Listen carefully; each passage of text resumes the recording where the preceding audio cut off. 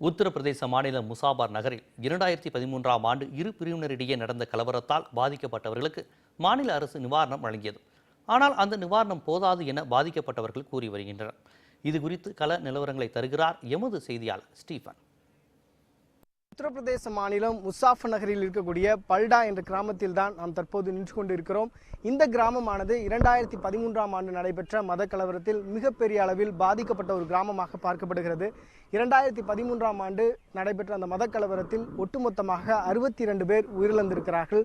இந்துக்கள் 20 பேர் உயிரிழந்திருக்கிறார்கள். அதேபோன்று இஸ்லாமியர்கள் 42 பேர் உயிரிழந்திருக்கிறார்கள். கிட்டத்தட்ட 1000க்கும் மேற்பட்டவர்கள் மீது வழக்கானது பதிவு செய்யப்பட்டு காவல்துறையினர் கைதும் செய்திருக்கிறார்கள். இந்த சூழ்நிலையில் கடந்த 5 ஆண்டுகளாக மிகப்பெரிய அளவிற்கு இந்த கிராமமானது பாதிக்கப்பட்டிருக்கிறது. இவருடைய அத்தியாவசிய தேவைகள் பூர்த்தி செய்யப்படவில்லை என்று அவர்கள் நம்மோடு பேசும்போது குற்றம் சாட்டியிருக்கிறார்கள்.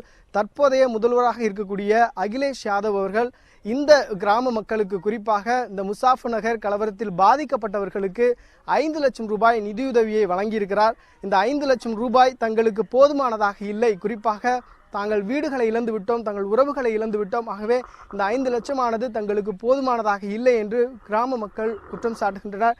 இந்த தேர்தல் ஒரு மிகப்பெரிய ஒரு தேர்தலாக பார்க்கப்படக்கூடிய சூழ்நிலையில் இந்த மத கலவரத்திற்கு காரணகர்த்தாவாக இருந்த பல முக்கிய புள்ளிகளுக்கு இந்த முறை தேர்தலில் போட்டியிடுவதற்கு கட்சிகள் வாய்ப்பளித்திருப்பதாகவும் கூறப்படுகிறது. குறிப்பாக பாஜகவை சேர்ந்த பகுஜன் சமாஜ்வாதி கட்சியைச் சேர்ந்த தேர்தல் வேட்பாளர்களுக்கு இந்த முறை வாய்ப்பளிக்கப்பட்டிருக்கிறது.